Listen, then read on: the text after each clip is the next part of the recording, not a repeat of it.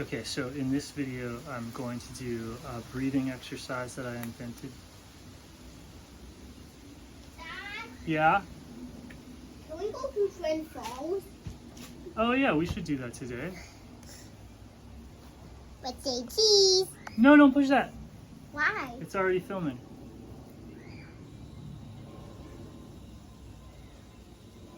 Do you want to do a breathing exercise? No, let's just go to Twin Falls. Okay, I was going to do a breathing exercise real quick and then we can leave. Or no, when Bridgie wakes up from her nap, we'll go. No. No, Why not? because I just want to go now. I never been here before. We have to wait till Bridgie wakes up from her Mom, nap can we and then go we'll to go. Twin Falls? Oh, Or whatever. We should do that. we can't go when Bridget wakes up because that's when Claire's birthday party is. Oh yeah, we'll go tomorrow. You can go tomorrow. We have Claire's birthday today. I mean, That's a pretty awesome day. And then Twin Falls tomorrow. No. The big bubble pit. She has a blow-up house. And there's even a slide that you can slide down it. And there's even a net that you can weigh down it and you go under it. Right, Mom? yeah. Do you want to go to Twin Falls tomorrow?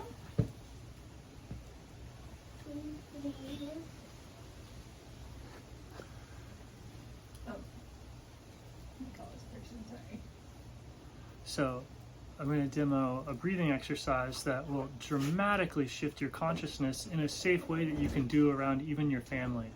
Most things that shift your consciousness this drastically are hard drugs or risky lifestyles in general. But this consciousness shifting you can do even with your family around, and it's crazy. So like if you're just not in a situation where you can smoke DMT or do other hard drugs to escape reality, this breathing exercise will let you get to the exact same location, brah. And so I'll try and explain what I'm doing. It's difficult to speak from that location, so I'll try and use the pulse oximeter to help you understand what I've done to myself as I shift into what many medical professionals would call an impossible state of consciousness. And we're just going to live there. So the first thing that I'm going to do is basically I'm going to suggest that we all live on the surface level of reality, right, where all your concerns and cares are, and there's a deeper level of being that we're going to dive into, right? And so to do that, I'm going to first create a distraction to dive deep. Going through this boundary is a little bit uncomfortable, so I'm going to do what is called a breathe up. You'll see me breathing. What I'm doing is, in the surface of my breath, I'm just generating motion. So I'm trying to put as much motion into the surface of my breath as possible to create turbulence, basically, to create distraction. That's going to let me dive through it easier, the same way that if you're going off of a 10 or a 20 meter platform or something like that, you want to have the water down below agitated, you want bubbles in it, you want it disturbed because you can punch through it easier. And so that's all I'm doing with the breathing up is to agitate the water so that I can punch through it easier and dive deep into consciousness. So when that happens, I'll flip the camera around and I have this pulse oximeter, and you'll see what I'm doing to my SpO2 level. I'll try and explain it. I can talk a little bit in that state, we'll see. So first I'll breathe up.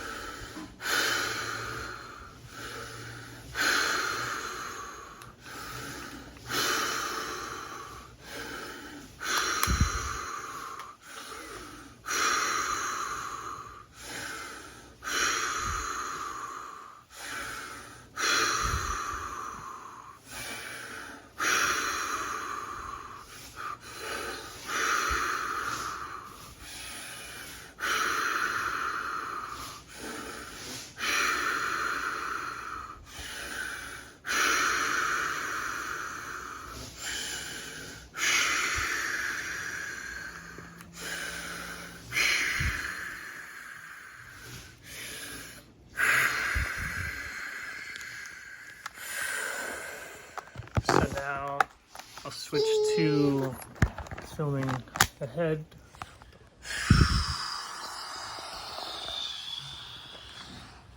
So I just exhaled everything.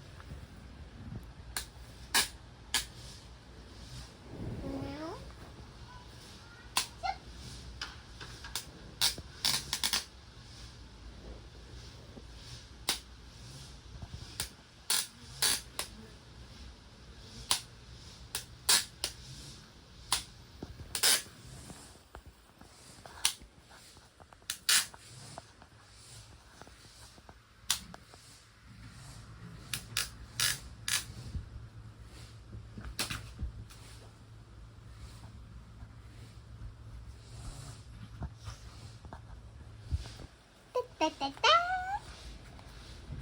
Da, da, da, da.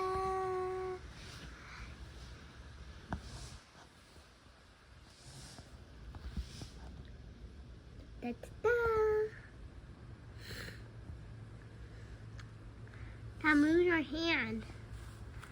Da, da, da, da, da, da.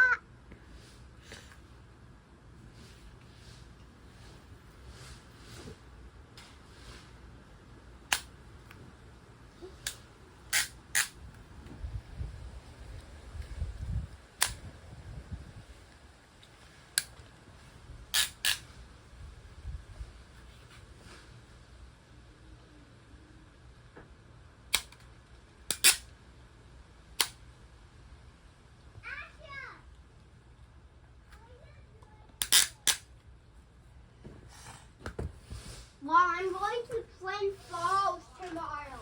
I'm going to Twin Falls. So I'm just kind of going to stabilize down here.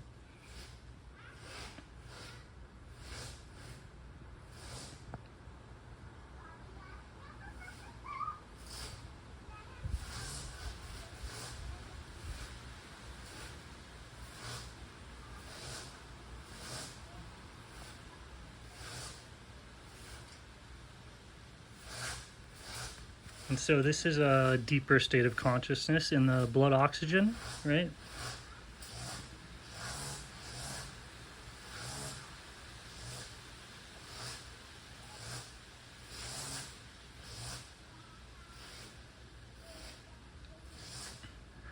When people fall into it, it would be like the runner's high, focus.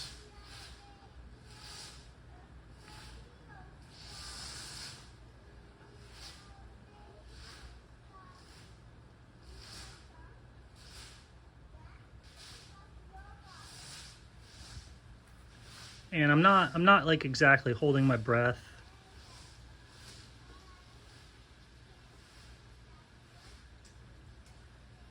It's somewhat difficult with such low physical exertion. Like I'm having to do it all mentally. Like if I exerted myself, I could be doing some of this physically by like running or sprinting, doing cardio. Easiest way is probably running, right? That runner's high. If there was another sport that was easier to get in, it would probably be that sport.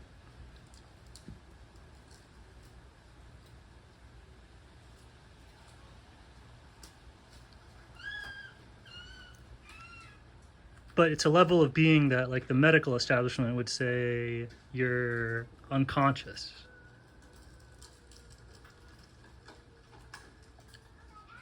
And that's why so many things seem to be out of people's choice, is because they lose consciousness of this area.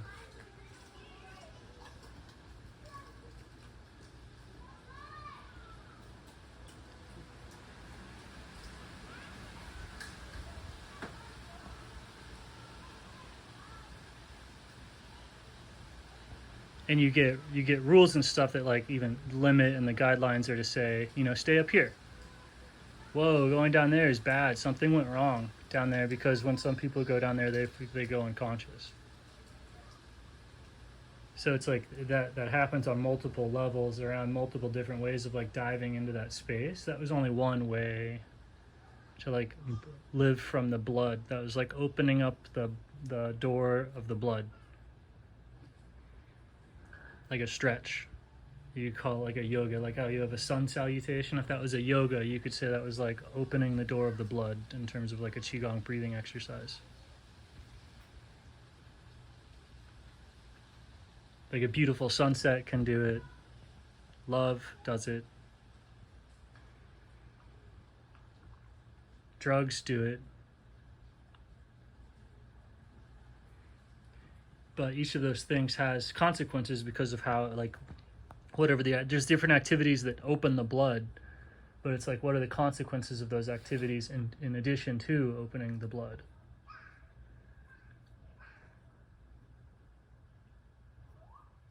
And you could argue that opening the blood is more important than any activity or whatever. So some people justify certain things, but it's obviously like you could, if you really wanted to and you were driven and you were determined, it would be easy enough to like practice and train and open the blood just sitting on the couch doing absolutely nothing, which, like, doesn't disrupt the family, doesn't disrupt your neurochemistry, doesn't disrupt anything.